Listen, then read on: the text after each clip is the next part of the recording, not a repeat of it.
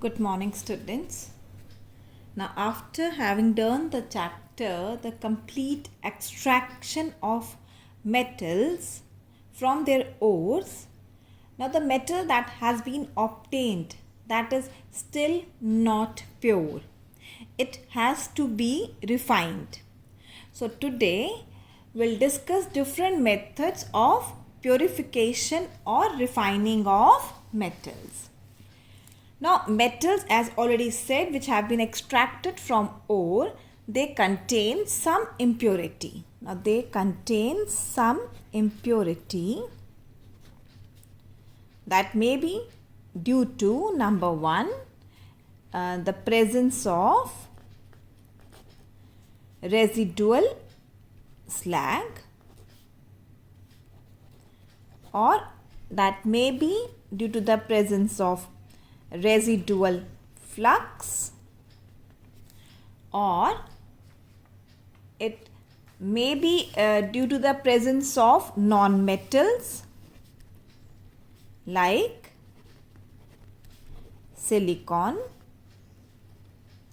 carbon, phosphorus, etc. Or it may be the presence of other metals due to it may be the presence of other metals, right, due to the reduction of their compounds. So the thing is that the metal obtained is still not pure. It may have some impurity that may be in the form of residual slag, the residual flux, or it may be some non-metals like silicon, carbon, phosphorus, etc. Or it may be the presence of other metals due to the reduction of their compounds. Now, which methods are we going to imply for the refining of metals? That depends on the nature of metal, whether it has low melting point or it has low boiling point, right? So we have different methods depending on the properties of metals. Now I'll start with the first method, that is liquation.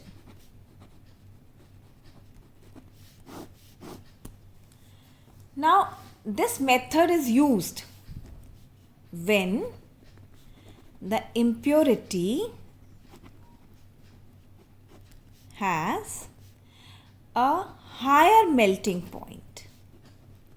So you have to remember the principles of each method of refining. So when are we using this method of liquation? When the impurity has higher melting point than the metal. Then the metal to be purified, right? So how is this method carried out?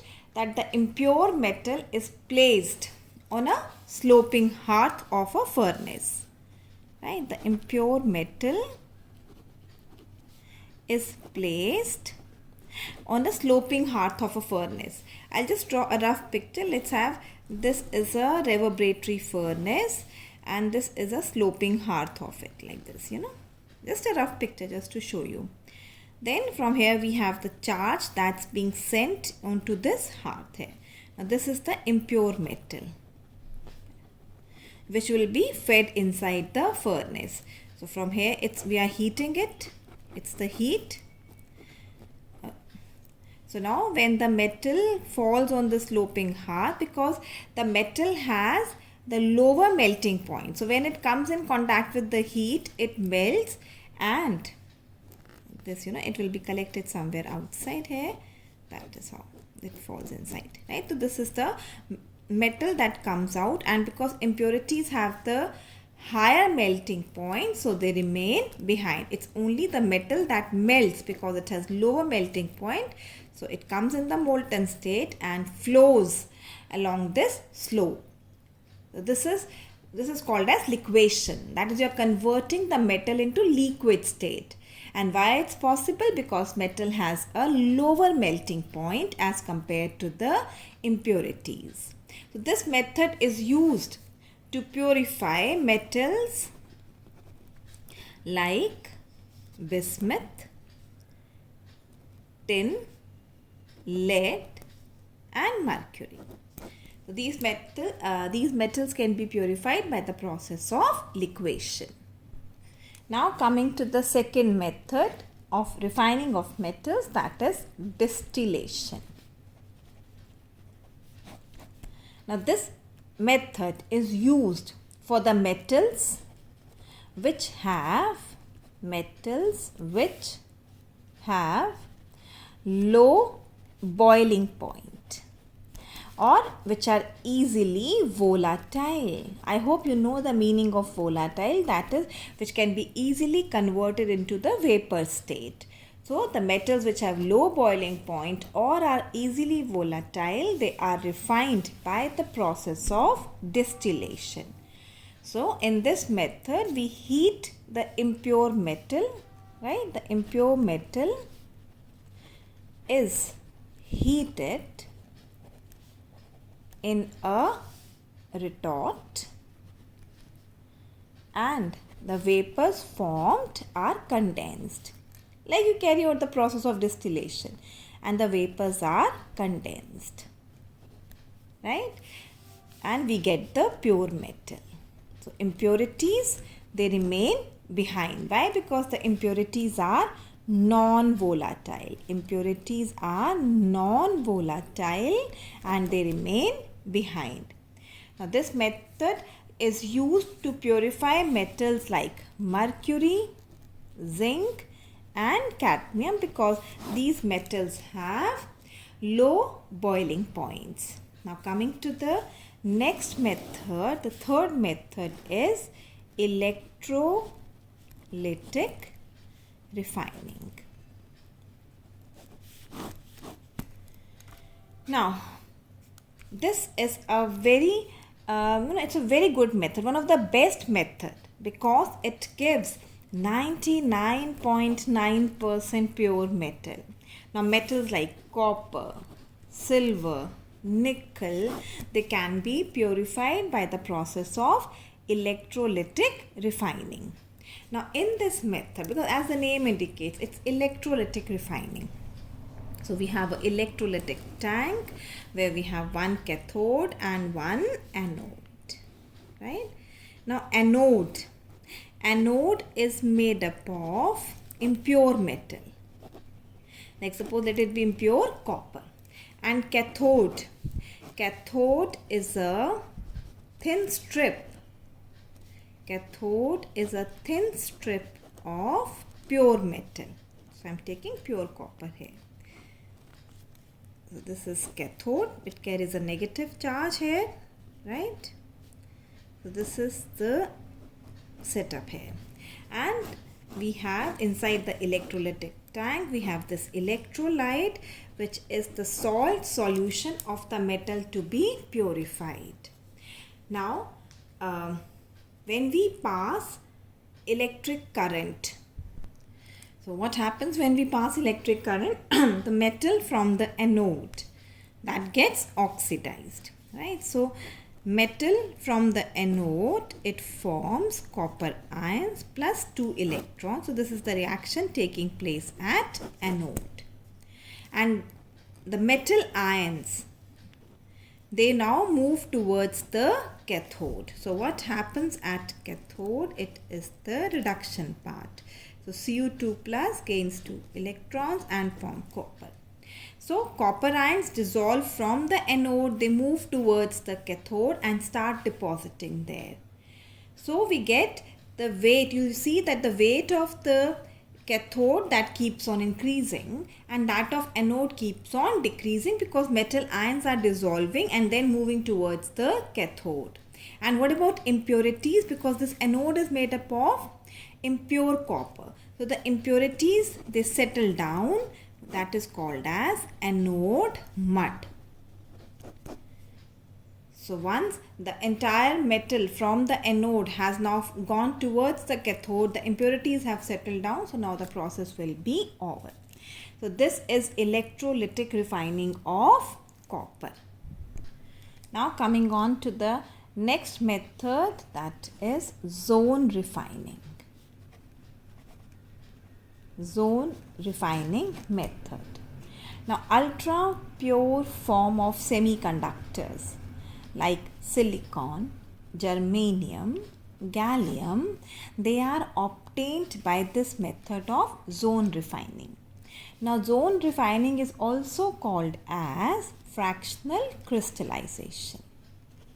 It's also called as fractional crystallization, and it is used for obtaining the ultra pure form of semiconductor, that it is silicon, germanium or gallium. Now, what is the principle of this method? Now, this method is based on the principle that impurities are more soluble in the melt, that is in the molten form of the metal, than the solid state of metal. Right? So that is the basic principle behind this method of zone refining, that impurities are more soluble in the molten form of the metal as compared to the solid form. Now, in this method, see, we have like this is the impure rod of the metal to be purified, right? And below it, on one end, we have placed a mobile heater. Now, this is the mobile heater. Here also it's the same, we have a mobile heater. The mobile heater means it can easily move from one end to the other. Now, because it's a heater, it's going to heat the metal, it's going to melt the metal. Now, as the heater will move forward, right, the metal, obviously the metal is also melting along with the heat of the heater. Now, as the heater moves forward, the metal keeps on melting, and the metal which was behind, this one, that will keep on solidifying. But impurities are more soluble in the molten form. So, impurities keep on flowing along with the molten metal, and as the heater flows, the liquid metal which has been left behind, that will keep on solidifying. Impurities will keep on moving towards the other end along with the mobile heater. The heater will keep on moving.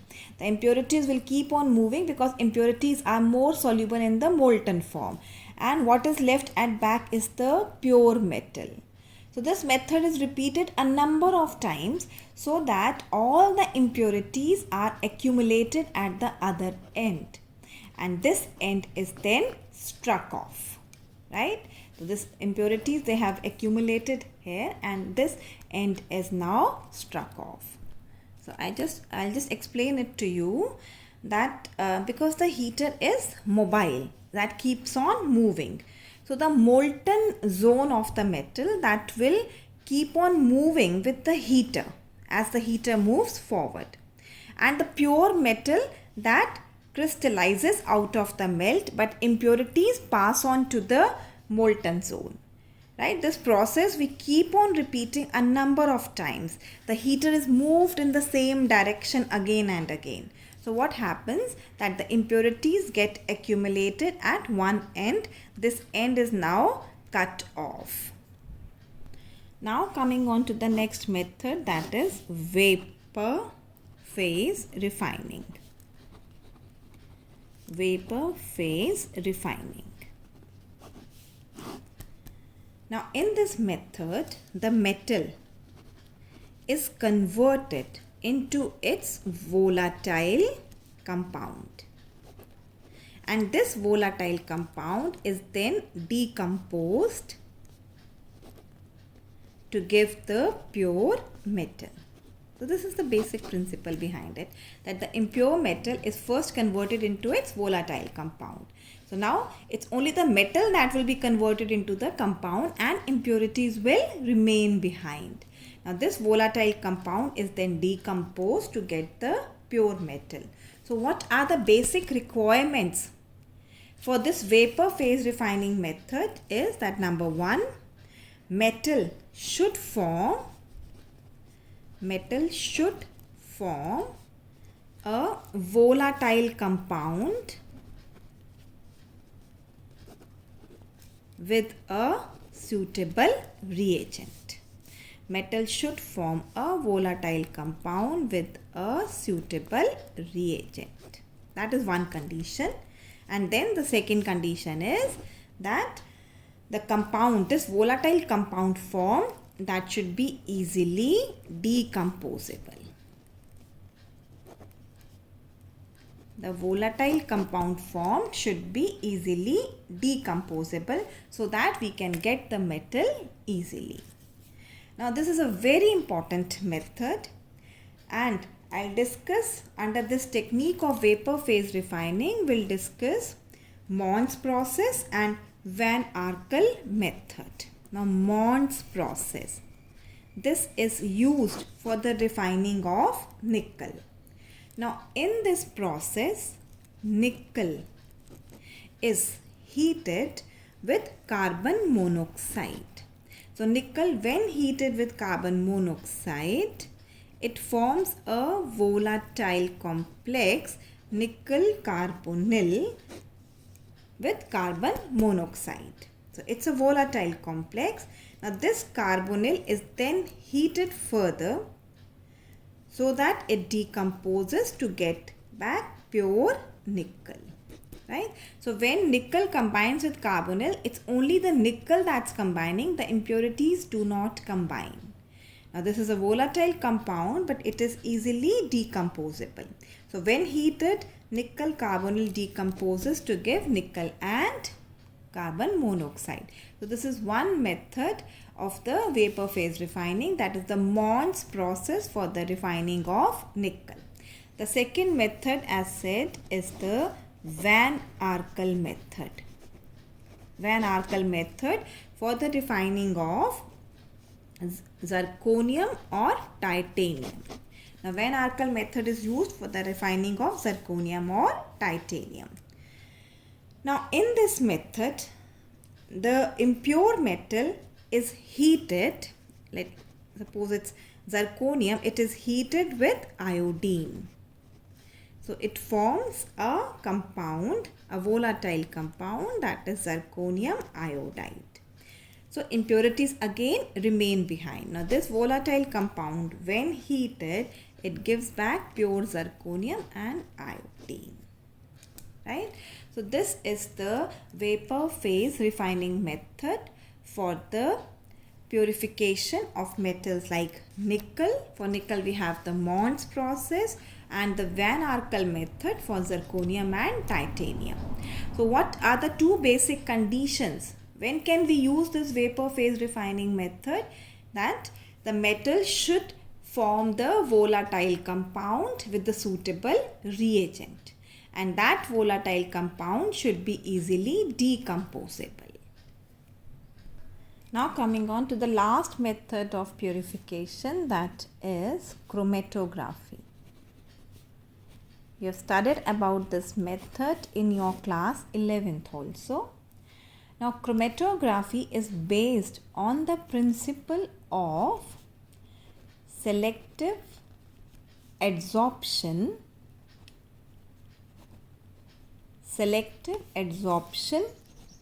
of the components, principle of selective adsorption of the components of mixture,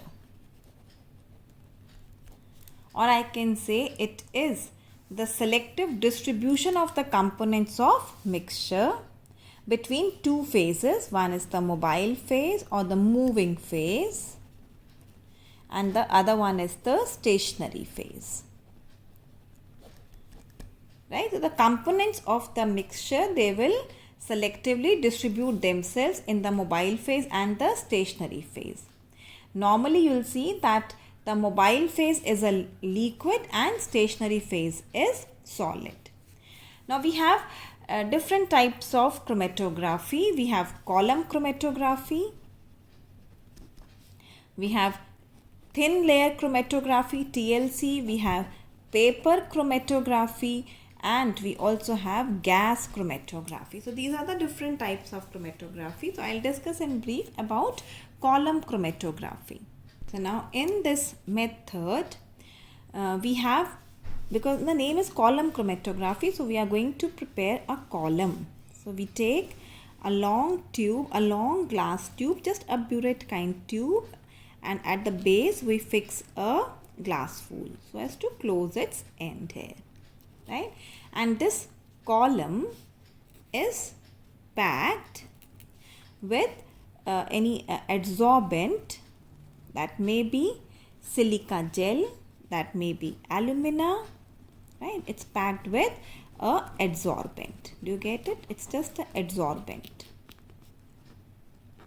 So this adsorbent can be silica gel, or it can be alumina Al2O3, or it can be magnesium oxide, or it can even be animal charcoal, any good adsorbent, right? So these adsorbent, actually this is the stationary phase. This adsorbent forms the stationary phase. Now the mixture to be separated, that is put in a liquid or a gaseous medium. Here, I'll just a rough picture again. The mixture to be separated, that is put in a liquid or the gaseous medium, which is moved, slowly moved through the adsorbent. So what do we see? That different components of the mixture, they will get adsorbed at different levels, right?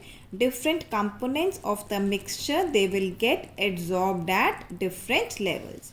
So this, the mixture that has been dissolved in a suitable solvent, now it is slowly poured here.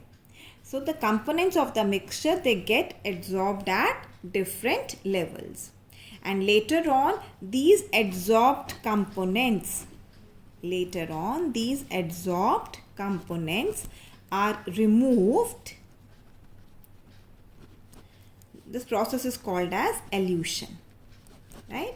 The adsorbed components are removed, and this process is called as elution by using suitable solvents. And these solvents are called as eluents, right? So this process is elution, and the solvent that we are using to remove the adsorbed components, these are called as eluents. So now after the different methods of refining of metals, so we started with the topic liquation, then was distillation, then electrolytic refining, then zone refining, next was your vapor phase refining, and finally we discussed the method of chromatography. These are the different methods of refining of impure metals. Now let us discuss some simple uses of the metals, like aluminium. You all know what are the uses of aluminium. We have the aluminium foils. Now where are aluminium foils used? I need not tell you. And even the fine dust of aluminium, this dust of aluminium is also used in paints, right? And aluminium is also used in the extraction of chromium and manganese from their oxides. We also know that aluminium is a good conductor of electricity. And alloys of aluminium, because they are light, so they are used in making the aircraft bodies. Then coming to copper, what are the uses of copper? You all know copper is also a good conductor, and copper wires are used in the domestic circuits. So I should say that copper wires are used in the electrical industry. Then we have the alloys of copper, like we have brass. Brass is the alloy of copper and zinc. Bronze is the alloy of copper and tin. Then coming to the uses of zinc. Now zinc is used for the galvanization of iron. Now zinc also forms the constituent of many alloys. Like just said, brass is an alloy of copper and zinc, right? Then we have cast iron. Talking about the uses of iron now. Now cast iron, that's an important form of iron. It is used for making stoves, railway sleepers, gutter pipes, Same way now wrought iron. Wrought iron is used for making wires, bolts, chains and agricultural implements. And the alloy of iron that I have already discussed with you, the steel and the stainless steel. Right, now you have the stainless steel, you have the utensils made of stainless steel. So these are just the summarized uses of some metals. Now students, I just received a doubt from one or two students in the extraction of copper. So I would like to discuss this extraction of copper once again. Right, so what was the major ore of copper from which we had discussed the extraction? That was the copper pyrites, which had the formula CuFeS2. So what are the different steps here? Number one will be the concentration of ore, right? The second one is the roasting. Next will be the smelting part. And the fourth step is bessemerization.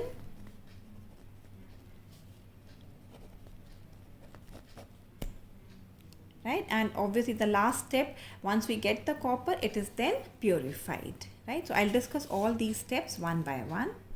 So the first step, concentration of the ore. Now because it is a sulfide ore, we can go for the concentration by froth flotation process. First step, right, concentration of the ore by froth flotation process.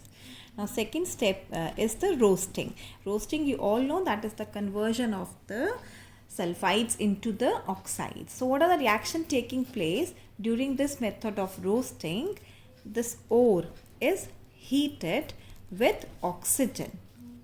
So it forms Cu2S plus iron sulfide plus SO2. You can balance the equation. It will be 2 CuFeS2 Cu2S and then it will be 2Fes, right? And now these sulfides formed, these are partially oxidized. So the partial oxidized to the oxides, obviously Cu2S plus oxygen, it will give you Cu2O plus SO2. It's not the complete oxidation taking place here, right? Some part of sulfides is converted into oxide, and then we have iron sulfide, same way, that will be converted into ferrous oxide. Right, so first step, froth flotation process. Second step is the roasting, where the ore is being heated in presence of oxygen. We get cuprous sulfide, iron sulfide and sulfur dioxide, and these sulfides formed, these are partially oxidized to their oxides. Next we go for the third step, that is the smelting. Now in smelting, the roasted ore, right, the roasted ore is mixed with coke and silica. Now the silica will act as a flux, and then this entire mixture is fed into a blast furnace. This entire mixture is fed into a blast furnace. Now this mixture is heated again in presence of air. So what are the reactions that take place in the blast furnace? That this iron sulfide reacts with cuprous oxide to form iron oxide plus cuprous sulfide. Now because iron has more affinity for oxygen than copper, because iron is more reactive than copper, then the iron sulfide also present that reacts, because we are heating it in presence of air. So iron sulfide reacts with oxygen to form iron oxide plus SO2. Now this iron oxide reacts with silica to form slag, FeSiO3, ferrous silicate, because it is a basic impurity. So we have the acidic flux that reacts to form the slag. So now from the bottom of the furnace we get a molten mass that is called as matte, M-A-T-T-E. Now this molten mass, this matte mainly consists of cuprous sulfide and little of iron sulfide if left, right, little of iron sulfide. So it mainly consists of Cu2S. Now this molten matte that is obtained from the blast furnace during the process of smelting, it is now transferred to a Bessemer converter. So now let us see what reactions are taking place in the Bessemer converter. So now the molten matte along with some silica, that is now transferred to a Bessemer converter, right, and through which a blast of hot air is again passed. A hot blast of air, oxygen is again passed through it. So if some, I said because the molten matte consists of little of ferrous sulfide also, so this ferrous sulfide will react with the oxygen to form iron oxide plus SO2. You can balance this equation, you'll get it like this, right? So this is FeO form. Now this FeO form will react with silica because we have added it. So it again forms the molten slag here. Now what about the cuprous sulfide? Now this cuprous sulfide in the Bessemer converter is roasted again. It is again oxidized to give you cuprous oxide plus sulfur dioxide, and this cuprous sulfide reacts with cuprous oxide to form copper and sulfur dioxide. So this is this is actually called as auto reduction. This is called as auto reduction. Now this molten copper that is obtained, now it is allowed to cool. Now when it cools down, the sulfur dioxide that comes out, right, sulfur dioxide gas comes out, and the large, you see that the blisters are formed. Blisters are formed on the surface, and therefore this copper, because it has the presence of blisters on it, it is called as blister copper. Right, this is called as blister copper, and this blister copper consists of 98% copper and it has 2% impurities. So now, as already discussed in the topic of refining of metals, so how is this copper purified? By the process of electrolytic refining. I hope now the topic must be clear to you, and still if you have any doubt, you people can message me personally. I'll try to re-explain the topics to you. So for tomorrow, we'll discuss few important questions from the chapter metallurgy that have been coming in the last few years in the board examination. So please go through the chapter 1 so that you are able to follow the questions. Thank you, bachcho.